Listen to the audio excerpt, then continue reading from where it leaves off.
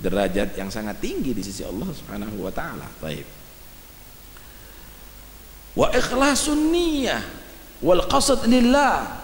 Hakikatnya salat itu mengikhlaskan niat dan tidak ada tujuan kecuali Allah. Allah Akbar. Nah, ikhlas, nggak ada harapan yang lain. Ikhlas ini tingkatannya macam-macam, Mbak. Ada menyatakan kalau berharap pahala surga Allah masih ikhlas itu karena harapannya hanya dari Allah, nggak perlu dari makhluknya. Tapi ada lagi menyatakan ikhlas itu hanya berharap ridho Tuhannya, nggak perlu ganjarannya. Saya mau tanya, kalau Anda bekerja berharap bayaran itu kan pegawai. Tapi kalau Anda khidmat sama orang tua, yang penting orang tua saya senang, walaupun nggak dibayar nggak apa-apa, Pak Yesus nggak ada masalah. Anda ini bukan karena bayaran, tapi karena berharap orang tuanya ridho. Lah kalau pegawai kalau nggak dibayar ngerendul, lah anak udah bekerja nggak dikasih. Tapi kalau itu yang penting orang tuaku ridho, aku senang. Hebat nggak? Murid sama gurunya juga demikian. Suami kepada istri atau istri kepada suami, ikhlas, hebat. Walaupun nggak dibayar, tetap dicucikan pakaian suaminya, tetap dimasakkan masakan yang enak. Kalau sudah suaminya senang nikmat makannya, bangga istrinya, ikhlas. Kenapa? Bukan bayaran, tapi apa? Ridho suaminya, kepuasan suaminya. Begitulah sebagian hamba Allah. Yang penting Tuhannya ridho, walaupun gak masuk surga, gak apa-apa. Yang penting Tuhannya senang. Aku ibadahi Allah sampai Allah itu senang, ridho kepada aku. Hebat itu. Ini Rabi'atul Adawiyah, beliau pernah berkata apa? Walaitaka tarda, walaitaka tahlu wal anamu mariratun, walaitaka tarda wal anamu ghidabu, walaita baini wa bainaka amirun wa baini wa bainal alamina kharabu. Allah Akbar. Yang penting ya Allah engkau manis denganku. Manusia semuanya pahit, bermusam pahit, melakukan hal yang jelek-jelek kepada aku, gak ada masalah. Yang penting engkau ridho kepada aku ya Allah. Manusia semuanya benci kepada aku, tidak ada masalah bagiku, tidak peduli. Yang penting hubunganku denganmu makmur ya Allah. Sekalipun hancur berantakan rumahku, pabrikku, anak gak ngurus. Yang penting hubunganku tetap makmur denganmu ya Allah. Hebat. Lah kalau udah demikian, ikhlas murni itu. Tapi ukurannya ikhlasnya kita, yang penting jangan berharap kepada selain Allah. Kalau masuk minta surga kepada Allah, itu masih ikhlas. Kenapa? Harapannya hanya kepada Allah. Tapi kalau kepingin dipuji sama orang, ya jangan. Wal iqbal bikunhil himma 'ala Allah. Hakikat daripada salat yaitu benar-benar bersemangat dengan segala sepenuh hatinya kepada Allah, bukan malas. Qad qamatis shalah, qad qamatis shalah, beratnya setengah mati. Lah, semangat, seneng kalau sholat, kalau zikir itu hidup. Sama dengan Anda kalau disediakan nasi yang hangat, satenya, paham ya? Buat nikmat lezat, semangat hidup kembali. Kalau perokok tadi itu, kalau sudah kreteknya sama gahwazan jabil, semangat. Ini dengan sepenuh hati itu, dengan sepenuh hati. Tapi kalau sholat kadang-kadang Allah dengan berat hati, baca Quran dengan berat hati. Hakikatnya sholat kamu melaksanakan dengan sepenuh hati, bikunhil himmah, dengan semangat tinggi. Wajam'ul qalbi alaih, dan memurnikan hati, mengumpulkan hati kepada sholat, nggak mikir yang lainnya. Bacaannya betul-betul dia resapi, tidak mikir yang lainnya. Iyyaka na'budu wa iyyaka nasta'in. Yang diingat pacar. Iyyaka na'budu kok, hanya kepadamu ya Allah aku beribadah, tapi ingatnya pacar. Hatinya lain, ucapannya lain. Nggak bisa begitu. Fokus pikiran. Kira-kira bisa menang enggak orang main catur sekak kalau kepikiran? Nggak mikir jalannya catur ini, tapi yang dipikir tokonya. Bisa menang? Bisa menang. Kira-kira main PlayStation kalau kepikiran bisa enggak menang? Nggak bisa menang, perlu serius. Wah serius, kasih salam enggak noleh. Serius, kenapa? Dia kepingin berhasil. Kira-kira kalau sholat bisa enggak? Cuma 4 rakaat. Allahu Akbar. Serius, ngosongkan pikiran dari selain Allah, fokus dalam sholatnya. Bisa enggak kira-kira? Kok enggak bisa ya? Enggak serius. Enggak serius, bukan sulit, enggak serius kita. Kita kasih peluang hati kita ini untuk mikir yang lainnya dalam sholat kita. Padahal sebentar. Lah ente main gafle lebih lama, main catur lebih lama, nonton sepak bola lebih lama. Subhanallah. Baik. Wa an yakuna fikruka maksuran ala salatik. Pikiran kamu terbatas hanya pikiran sholat, nggak mikir yang lainnya. Fala tuhaddithu nafsuka bighairiha, atau fala tuhaddits nafsaka bighairiha, maka diri kamu tidak mau berbicara atau memikirkan yang lainnya. Kenapa? Udah pikiran hanya sholat, nggak mau mikir yang lainnya.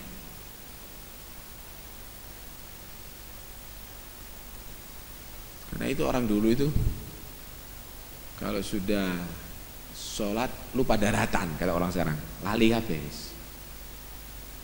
Di antara mereka menyatakan, idza dakhaltu fi sholati fasna' ma syi'ta. Kalau aku sudah sholat, terserah. Ente mau berbuat apa terserah dah.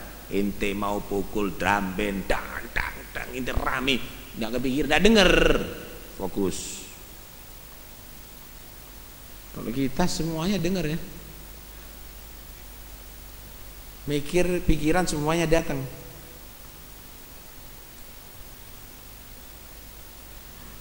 Wa takun muta'addiban biadabil munajati ma Allah, dan kamu menjadi, kalau sholat itu beneran, kamu menjadi muta'addiban, betul-betul beradab dengan adabnya orang yang lagi berdialog bersama Allah Subhanahu wa taala. Kira-kira kalau kamu tadi itu di hadapan jenderal ngomong-ngomong, rumah kamu di mana? Ada di Bondowoso, alamat itu dan ini, di alamat saya itu dan ini, itu dan ini. Kira-kira apa pegel ini yang diajak ngomong? Seorang murid misalnya ngomong sama gurunya, tapi dia tadi itu dolenan. Bu, Pak Guru, saya itu dan ini, itu dan ini. Tapi kalau dia tadi itu serius, di hadapan gurunya beradab, guru, saya ada perlunya dengan Anda, saya itu begini, saya itu begitu, saya itu begini begitu. Muta'addib biadabil munajah. Begitulah juga seorang yang sholat, Allahu Akbar, ojo ngelirik semut melaku di delok. Kadang-kadang cincinnya dibuat mainan, lihat jam. Ini bukan adabul munajah, bukan adabnya orang yang lagi bermunajat kepada Allah Subhanahu wa taala. Ini main-main ini. Ana yakin kalau itu polisi mungkin marah itu atasannya. Kalau itu pegawai marah itu direkturnya atau juragannya itu. Kalau itu guru marah kepada muridnya. Kalau Allah ini buat main-main. Jangan-jangan sholat Allah murka kepada Anda karena Anda tidak beradab pada dalam sholatnya. Karena itu dikatakan oleh Hasan al-Basri, kullu salatin la yahduru fiha al-qalbu fahiya ilal uqubati asra. Setiap sholat yang orang melaksanakannya nggak hadir hatinya, maka ilal nari ilal uqubati, mengarah kepada siksa Allah lebih cepat. Jadi mohon main-main sholatnya. Qala alaihi salatu wassalam, bersabda Rasulullah SAW, innamal musalli munajin rabbah. Innama ada ifadatul hasr. Inna kalau bersambung dengan ma zaidah itu ada ifadatul hasr. Innama hanya saja al musalli yang dikatakan orang sholat, munajin rabbah, dia bermunajat terhadap Tuhannya, bukan terhadap bosnya. Kalau terhadap bosnya itu kecil, bukan terhadap pimpinannya itu kecil, bukan terhadap rajanya itu masih kecil, tapi ini Tuhannya. Gimana seharusnya? Pantaskah dengan pakaian kaos tok munajin rabbah? Pantaskah dengan tanpa kopiah? Pantaskah dengan tanpa persiapan? Habis ngerokok tanpa kumur, tanpa itu langsung berbicara? Saya yakin Anda terhadap pimpinan Anda masih Anda mempersiapkan dengan rapi. Mungkin bersikat gigi, mungkin pakai minyak wangi. Kenapa kepada Tuhan Anda tidak demikian? Innamal musalli, hanya saja orang yang sholat itu munajin rabbah, bermunajat kepada Tuhannya. Ini yang zahir, batin juga begitu, yang serius hatinya. Jangan mikir yang danda. Masa sholat, maaf, pikirannya purno, ada rencana jahat? Allah Maha tahu hati manusia. Innamal musalli munajin rabbah. Wa qala alaihi salatu wassalam, idza qama al-'abdu ila Allah akbar Allah alaihi biwajhi. Jika berdiri seorang hamba menghadap kepada Allah dalam sholatnya, maka Allah menghadap kepada dia. Wah, berarti debat sama Allah. Kalau begitu Allah tidak di belakang. Ini bahasa Pak, bahasa. Hati-hati. Jangan kalau dikatakan, jangan kamu nyatakan Allah itu di hadapan kita. Allah itu ada di mana-mana. Sifatnya Allah itu menguasai manapun. Jangan dikatakan di mana-mana.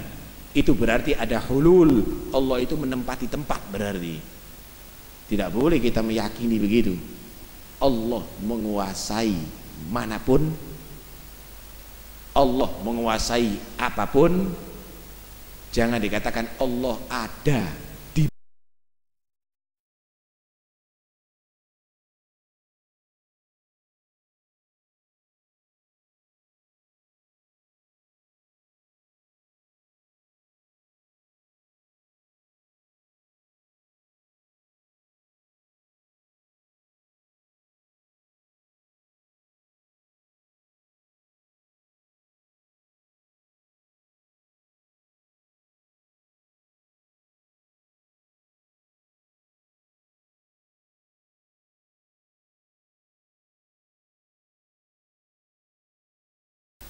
Kamu itu hanya meyakini Allah, titik, bukan untuk meneliti atau membahas Allah. Paham gak?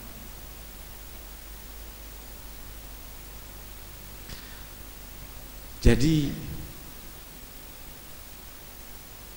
begini, kalau Anda berbicara waktu kemarin itu berarti sebelum terbenamnya matahari tadi kemarin. Sekarang ya sekarang ini. Besok setelah terbitnya matahari. Itu kamu yang punya waktu, dahulu, sekarang, akan datang.